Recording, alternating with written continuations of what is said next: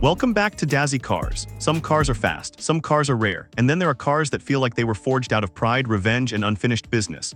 The 2005 Ford GT isn't just a supercar. It's a statement carved in aluminum and wrapped in history. It's the echo of Le Mans. It's the sound of America refusing to be second best. And when you stand in front of it, low and impossibly wide, you don't just see a car, you see a legacy reborn. Before we even turn a key, you have to understand what this machine represents. In the 1960s, Ford went to war with Ferrari at Le Mans. The result was the legendary GT40, 4 consecutive victories that shook the racing world. Decades later, in the early 2000s, Ford decided it was time to honor that history, but they didn't build a soft tribute. They didn't build a nostalgic cruiser. They built this. Now let's talk about the exterior, because the 2005 Ford GT doesn't blend in.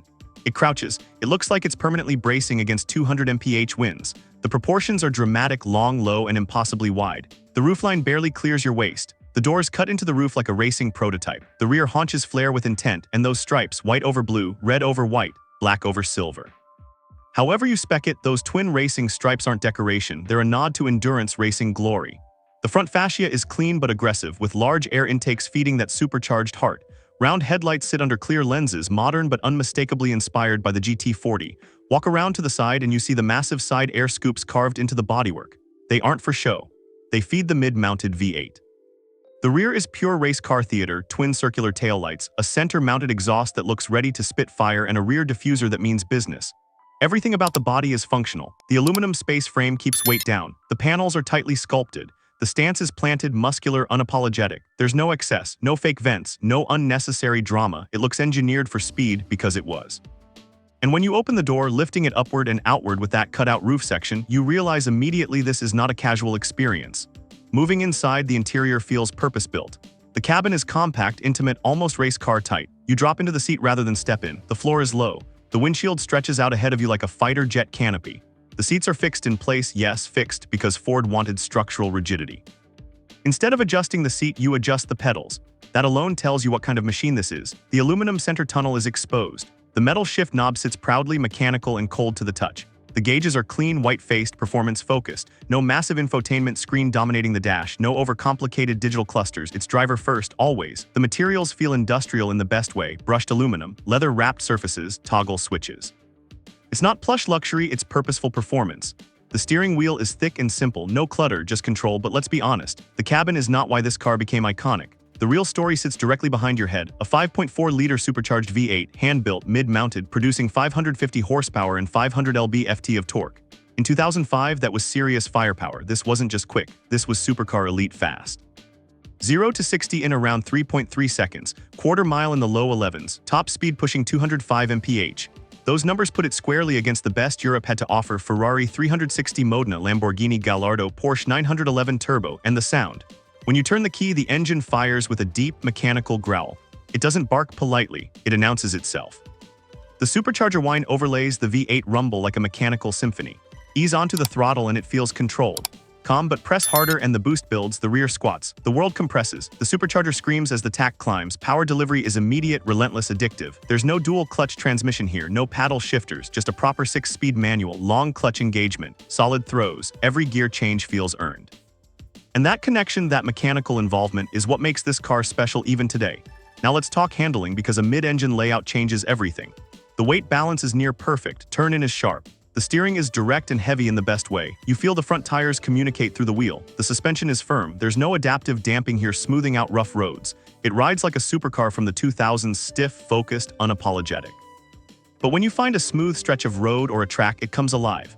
The nose darts into corners. The chassis feels rigid, planted. You can sense the car rotating around you. It's not overly forgiving, but it's not unpredictable either. It rewards smooth inputs. Respect the throttle mid-corner and it grips with authority. Get careless and the rear will remind you that 550 horsepower demands humility. Braking is strong and confidence-inspiring thanks to massive Brembo brakes. Pedal feel is firm and progressive. High-speed stability is rock solid. At triple-digit speeds, the car feels like it's cutting through air rather than fighting it. This wasn't built as a luxury tourer. It was built as a driver's machine. Now let's address safety and pricing. In 2005, the Ford GT came equipped with front airbags, anti-lock brakes, traction control, the essentials for the era. But make no mistake, this is not a modern, nanny-controlled supercar. There's no lane assist. No adaptive cruise, no blind spot monitoring. You are the safety system. When it launched, the MSRP hovered around $149,995. At the time, that was serious money, especially for a Ford badge, but it sold out quickly. Production was limited, just over 4,000 units built. Today, values have skyrocketed. Clean examples routinely trade for multiples of their original sticker. Why? Because this wasn't just another performance car. It was a modern American supercar that dared to challenge Europe on equal footing and win respect. There's something deeply emotional about the 2005 Ford GT. It represents confidence. It represents heritage reborn without compromise. It didn't try to be subtle. It didn't try to be soft. It embraced its racing DNA. When you see one on the road today, it still stops traffic, not because it's flashy in a modern hypercar way, but because it has presence. It has authenticity. People recognize it instantly. And driving it today feels refreshingly analog. No drive modes changing exhaust tone artificially. No screens reconfiguring based on mood. Just you, 3 pedals, a supercharged V8, and a chassis engineered to honor Le Mans history. You grip the wheel, you press the clutch, you slot it into first. The car rolls forward with mechanical intention. The engine sits just inches behind you, humming like it's impatient. Accelerate hard and the supercharger's whine fills the cabin. The world blurs, the nose lifts slightly. The car surges forward with raw American force. It's dramatic, it's intense, it's unforgettable. Modern supercars are faster now, they're smarter, they're filled with technology that makes anyone feel like a hero. But the 2005 Ford GT demands something from you: focus, skill, respect. And that's what makes it timeless. It bridges eras, old school muscle and modern supercar precision. It proved that America could build something exotic without losing its identity. It wasn't trying to copy Ferrari. It wasn't trying to imitate Porsche. It was proudly, unapologetically American, and emotionally that matters. Because when a car carries history like this, every drive feels significant. You're not just commuting, you're participating in a lineage that traces back to the Mulsanne Strait. The 2005 Ford GT isn't perfect. The cabin is tight, the ride is firm, storage space is nearly non-existent, but perfection was never the goal. Impact was, and this car made impact the moment it debuted. It reminded the world that Ford could do more than build trucks and Mustangs. It could build a halo car that commanded global respect. If you love deep dives into American icons, machines that carry history in their metal, smash that subscribe button and ride with Dazzy Cars. Because this channel is built for people who feel horsepower in their chest and history in their bones. The Ford GT from 2005 stands as proof that sometimes the best way to move forward is to honor the past without watering it down. It didn't compromise.